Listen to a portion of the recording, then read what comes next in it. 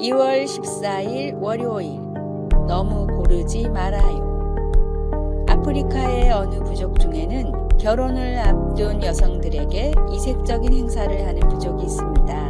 먼저 참가 여성들이 각각 옥수수 밭에 한 고랑씩을 맡아 그 고랑에서 제일 크고 좋은 옥수수를 따는 여성이 승리자가 되는 것입니다. 그런데 이 행사에는 한 가지 규칙이 있습니다. 한 번 지나친 옥수수 나무는 다시 돌아볼 수 없습니다. 오직 앞만 보고 가다가 마음에 드는 옥수수 하나만을 따야 합니다. 한 번 땄으면 도중에 좋은 것이 있다고 해서 다시 딸 수 없습니다. 그래서 여성들은 아주 신중할 수밖에 없습니다. 그런데 옥수수 밭에서 나온 여성들은 풀이 죽은 모습으로 작고 형편없는 옥수수를 들고 나오는 경우가 많습니다. 왜 그런 걸까요? 사람 마음이라는 게 이거다 싶으면 저 앞에 더 좋은 게 눈에 보이고 저거다 싶으면 그 앞에 있는 것이 더 좋아 보입니다. 결국 마지막 고랑에 이르면 선택의 폭이 좁아지는 것입니다. 세상에 완벽한 내 사람 혹은 완벽한 동료나 친구, 이웃을 찾기는 쉽지 않습니다. 100% 만족하는 사람을 만나려다 보면 어느새 시간만 흘러갑니다. 조금은 부족해 보여도 함께 채워나가다 보면 더욱 의미 있는 인생 아닐까요?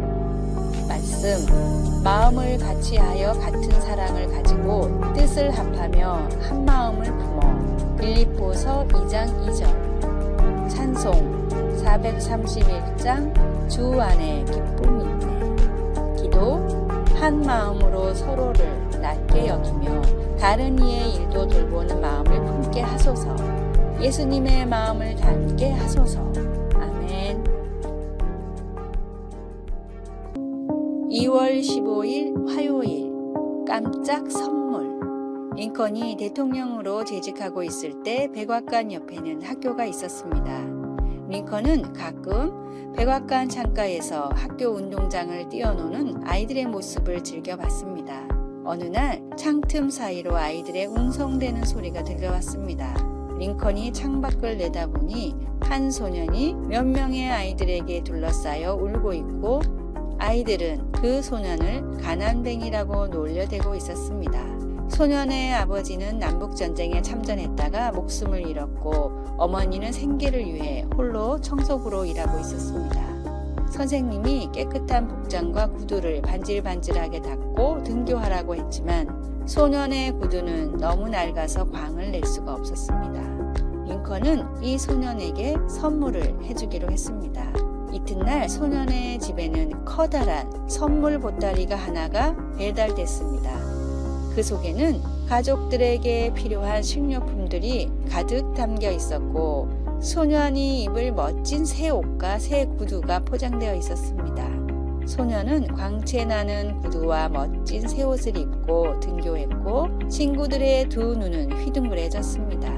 링컨이 존경받는 이유 중 하나는 사랑을 실천하는 일에 망설임이 없었다는 것입니다. 사랑은 미루지 않습니다. 사랑은 지금 이 순간 가장 가까운 곳에서 시작됩니다. 오늘의 말씀. 임금이 대답하여 이르시되 내가 진실로 너희에게 이르노니 너희가 여기 내 형제 중에 지극히 작은 자 하나에게 한 것이 곧 내게 한 것이니라 하시고. 마태복음 25장 40절. 오늘의 찬송 307장 소리 없이 보슬보슬. 오늘의 만나. 다른 사람에게 바라는 일을 내가 먼저 베풀어 보는 하루가 되십시오.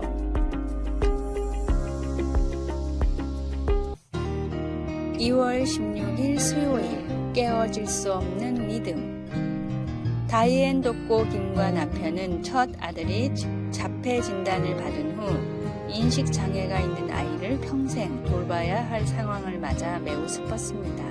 다이앤은 그에 져서 깨어지지 않는 믿음에서 그들의 꿈과 기대를 사랑하는 아들의 미래에 맞추어야 하는 것이 무척 힘들었다고 고백합니다. 하지만 이 고통스러운 과정을 통해 하나님께서 그들의 분노와 의심 그리고 두려움까지 돌보신다는 것을 알게 되었습니다. 이제 그 아들은 성인이 상황이 되었고 다이앤은 자신의 경험을 바탕으로 특수 교육이 필요한 아이들의 부모들에게 용기를 북돋워 주고 있습니다. 그녀는 그들에게 하나님의 굳건한 약속, 무한한 권능, 신실하신 사랑에 대해 이야기합니다. 그리고 인생의 꿈과 기대, 삶의 방식이나 시절을 잃어버려 슬퍼하는 것을 하나님께서 충분히 이해하신다고 사람들을 확신시켜 줍니다. 이사야서 26장에서 이사야는 주 여호와는 영원한 반석이시기에 하나님의 백성들이 주님을 영원토록 신뢰할 수 있다고 선포합니다. 우리가 어떤 상황에 처하더라도 그분은 초자연적인 평안으로 우리를 붙들어 주십니다. 환난 중에도 변함없는 그분의 성품에 집중하고 그분께 부르짖으면 희망이 다시 샘솟게 됩니다. 어떤 상실이나 실망 혹은 힘든 상황을 맞을 때 하나님은 우리가 그분께 솔직하기를 원하십니다. 그분은 수시로 바뀌는 우리의 감정과 우리의 의문들을 해결해 주실 수 있습니다. 그분은 우리와 함께 하시며 영원한 소망으로 우리의 영혼을 새롭게 하십니다.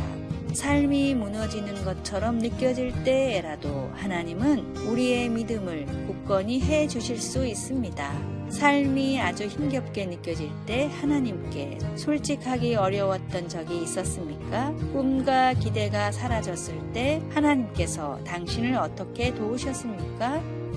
말씀, 주께서 심지가 견고한 자를 평강하고 평강하도록 이시리니 이는 그가 주를 신뢰함이니이다. 이사야 26장 3절, 찬송 543장 어려운 일 당할 때 기도, 사랑의 하나님, 제 솔직한 감정으로 하나님은 언제나 신뢰할 수 있는 분임을 믿게 도와주소서. 아멘.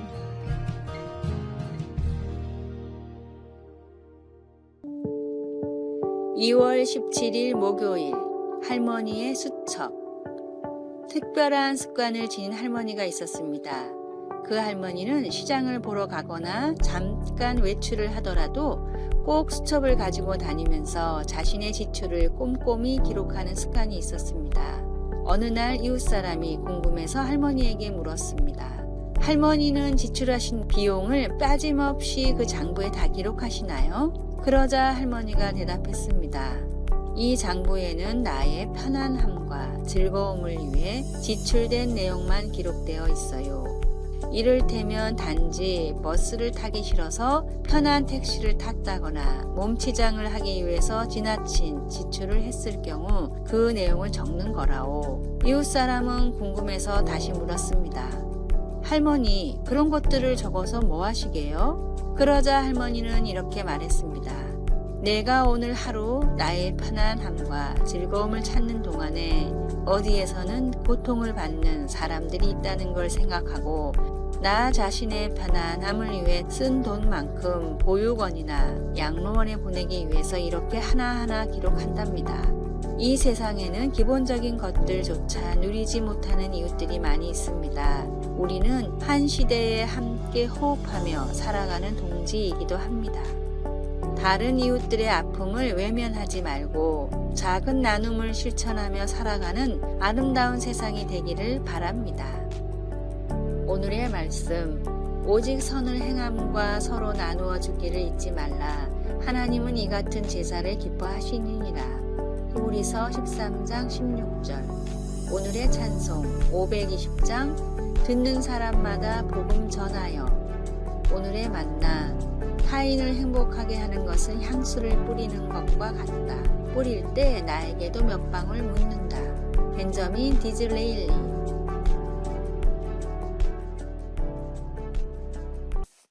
(2월 18일) 금요일, 반석 위에 지은 집. 미국의 어느 주에는 34,000호나 되는 집이 잘못된 기초공사로 붕괴될 위험에 처해 있습니다. 한 콘크리트 회사가 어느 채석장에서 돌에 광물질이 섞여 있는 것을 모른 채 돌을 캐내었는데 시간이 지나면서 이것 때문에 콘크리트가 갈라지고 부서지게 된 것입니다. 이미 600여 채의 집이 무너졌고 그 숫자는 시간이 지나면서 급증할 것으로 보입니다. 예수님은 잘못된 기초 위에 집을 짓는 것에 비유하시면서 우리 삶을 불안정한 토대 위에 짓는 것은 그보다 훨씬 위험하다고 말씀하셨습니다. 예수님은 우리 중 어떤 사람들은 삶을 견고한 반석 위에 지어서 극심한 폭풍우를 만나도 든든히 서 있을 수 있지만 어떤 사람들은 모래 위에 세워 폭풍이 몰아칠 때 심하게 무너져 버린다고 하셨습니다. 흔들리지 않는 토대와 무너지는 토대의 한 가지 차이는 그리스도의 말씀을 실천하느냐 아니냐는 것입니다. 문제는 주님의 말씀을 듣느냐 아니냐가 아니라 주님께서 힘주실 때 그 말씀을 실천하느냐 아니냐 하는 것입니다. 세상에는 많은 지혜와 더불어 많은 조언과 도움들이 있고 그중 많은 것이 선하고 유익합니다. 그러나 하나님의 진리에 겸손히 순종하는 것 외에 다른 기초에 우리 삶을 세우면 문제를 일으키게 됩니다. 하나님이 주시는 힘으로 그분의 말씀을 행하는 것만이 집, 곧 우리 삶을 반석 위에 짓는 유일한 길입니다. 누구의 지혜나 통찰, 의견을 가장 많이 듣습니까? 예수님의 말씀을 실천하며 삶의 기초를 더 잘 세우려면 어떻게 해야 할까요? 말씀, 그러므로 누구든지 나의 이 말을 듣고 행하는 자는 그 집을 반석 위에 지은 지혜로운 사람 같으리니. 마태복음 7장 24절. 찬송 204장 주의 말씀 듣고서. 기도. 제 삶의 많은 경우가 불안하고 그때뿐이고 모래 위에 지은 삶 같습니다. 이젠 흔들리지 않는 삶을 살고 싶습니다. 하나님께 순종하게 도와주소서. 아멘. 아래의 빨간색 글자 구독을 누르시어 더 많은 전도의 열매를 맺으시기를 기도합니다.